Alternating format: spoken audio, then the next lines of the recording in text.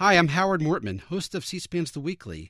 Afterwards is taking a break this week, and I wanted to share with you one of my most recent episodes of The Weekly. I loved news, and then I learned to love business. Some are born to greatness, others have it thrust upon them. For Katharine Graham, it was perhaps both. Hers was a privileged childhood under the canopy of her father's investing empire. But the family passion was born when he spent $800,000 on a struggling, financially strapped newspaper, the Washington Post. Eventually, it was passed not to Katharine, but to her husband, Phil. Her father reasoned that no man should be put in the position of working for his wife. But when the brilliant but troubled Phil Graham committed suicide in 1963, Katharine Graham pushed through a long-held sense of inadequacy to take over the most important paper in the world's most important city. In those days, women were second-class citizens, and we all thought we were inferior. We were inferior. Our position was inferior. And so that made you feel insecure. And also my personality did.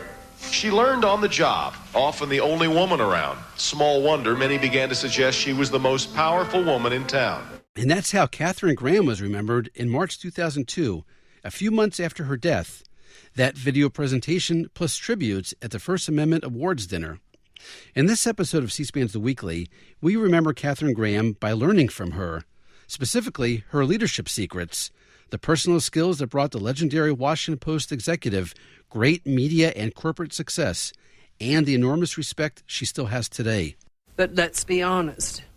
Great leadership is a rare and elusive quality, composed as it is of so many different attributes that must come together at the same time. Intelligence, courage, high standards, personal presence, the ability to communicate, among others. I've thought about leadership a lot during the course of this long career at the Washington Post and a lifetime in this city seeing presidents and other high officials come and go. Looking back, I've concluded that leaders seem to fall into three groups. Some people plan to be leaders. Some people are born to be leaders. And others have to learn on the job. That was Katharine Graham addressing and inspiring high school students on March 13th, 1998. She also told the students this. As I look back over my long career, I realized that leadership for me had three requirements that anyone can master, whether male or female. First, you have to have values, strongly held beliefs that guide you and govern you and are signposts to the future. People have to know where you stand. In my case, I was fortunate to learn values from my parents. They always stressed the importance of work and giving back to the community. And at the Post, quality, integrity, and high professional standards. Second, you have to find the best people you can to work with and delegate to them as much autonomy as possible. And then they'll make you look good. Finally, leadership requires vigilance, hard work, and abhorrence of complacency and self-satisfaction, and a willingness to make changes when changes are needed, no matter how painful they may be. Hard work and persistence, hanging in there when things get tough, may be a prosaic leadership skill, but it may be the most important one of all, caring about what you're doing. On February 7th, 1997, Katharine Graham spoke to students at the Columbia School of Journalism. She focused on women's place in journalism. I discovered I brought along as baggage to my new job a lot of unhelpful traditional feminine traits in those days. Not only my feelings of inadequacy, but also a desire to please and a reluctance to give orders, to say, okay, I've heard everybody, now I think we should do this. I thought I had to get everyone's agreement before moving ahead. I wasn't even aware that I was condescended to, not only because I was ignorant and inexperienced as an executive, which I was, but more often simply because I was a woman. It took years to figure all this out, to recognize discrimination and overcome it, and to become a capable executive. I had to learn how to relate to people in a business environment. I had to learn to be decisive, to hear people out, then make the decision. I had to learn not not to agonize over every mistake, something I confess I still tend to do. I really maybe think there is, or there was, some sexual difference in agonizing over mistakes. I think women do really worry about them and lie awake thinking, oh God, why did I do that? And men say, whoops, on to the next one. One of my early surprises was finding I had become a role model.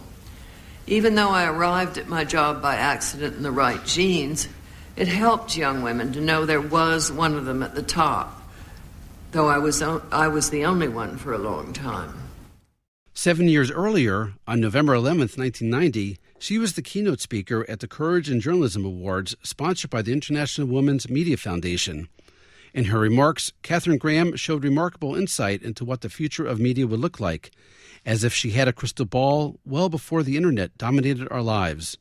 The biggest transformation on the horizon is likely to be increasing interaction between one medium and another, and between viewers and what appears on the screen.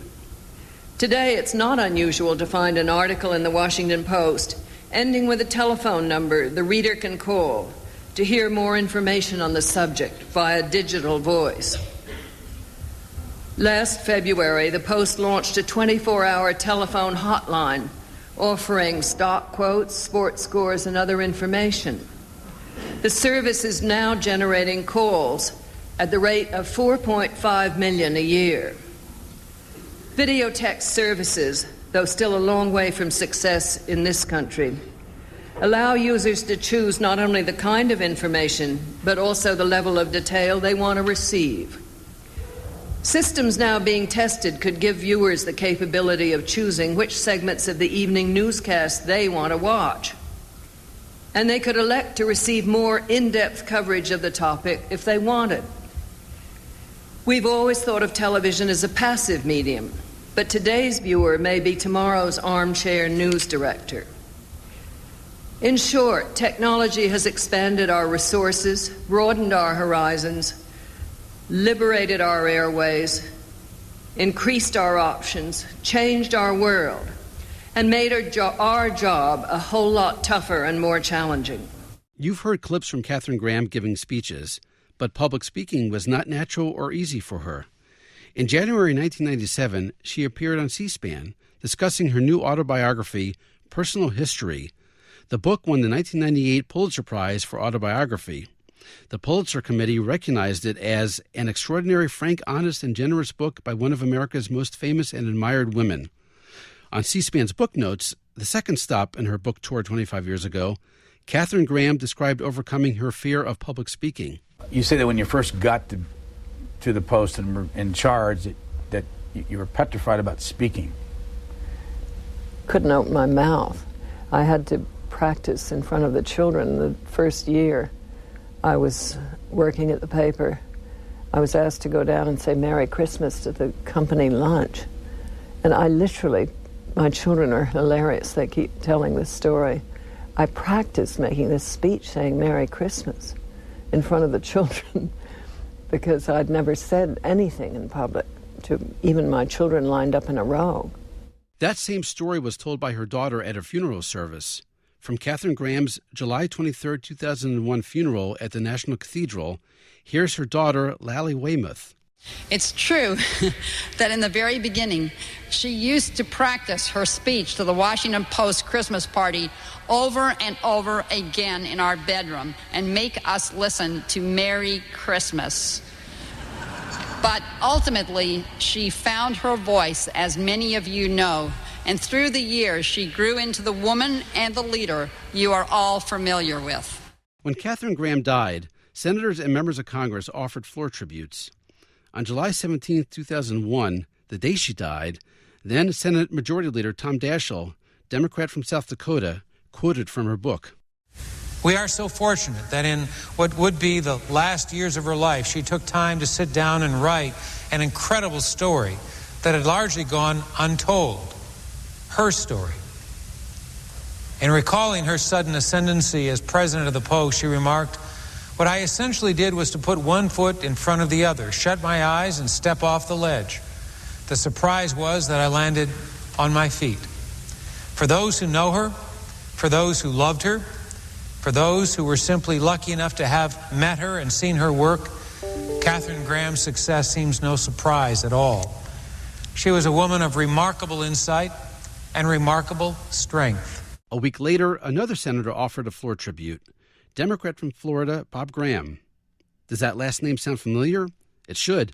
Katharine Graham was buried next to her husband, Philip Graham. Philip was the half-brother of Senator Bob Graham. So Senator Graham had this memory of Katharine Graham from being personally related for much of his life. Compromise is not a sign of weakness. It is a sign of the strength of our unique form of government. Kay believed in this in her own personal behavior. If you've been fortunate enough to have dinner at her table, there were a number of rules that were expected of her guest. One of those rules was that you didn't engage in a series of one-on-one conversations with the people that might be seated to your left or to your right, but rather that the whole table was encouraged to bring the conversation to the center so that everyone would share what was being said, and by that sharing, the level of the conversation would be elevated and the value would be enhanced. She was a strong believer in encouraging effective participatory discussions which would lead to those compromises and in turn lead to policies that would enhance our society. And now a bonus clip. One thing we haven't talked about in this podcast is Watergate, and that's on purpose. Katharine Graham presided over the Washington Post as it reported on the Watergate scandal, which eventually led to the resignation of President Richard Nixon. But, in her words, the paper didn't bring down Richard Nixon, the Constitution did. Here's what she told the museum on June 12, 1997, marking the 25th anniversary of the Watergate break-in. Yes, well, I always try to emphasize that the role the Post played, sometimes people accuse us of, quote, bringing down a president, which of course we didn't do and shouldn't have done. The processes that caused his resignation were constitutional. It was the grand jury, the court, Judge Sirica, who I think hasn't been discussed enough here, who really was very responsible for the way things went. And, of course, in the end, the Congressional Committee. What the Post did and the press did was to keep the story alive in those summer months through the election, in fact, I guess till about January, when they were trying to hush it up, and they were really pulling all the stops to hush it up. It was very tough in those months. That's it for this episode of C-SPAN's The Weekly. A reminder, you can do your own searches in the C-SPAN video library. Just go to cspan.org and use the search bar on top. Find many more speeches by Katharine Graham and by other legendary Washington Post figures, like her editor during the Watergate years, Ben Bradley, plus other coverage of the history of the Washington Post. The C-SPAN podcast, The Weekly. If you don't get it, you don't get it. Thanks for listening, and happy searching.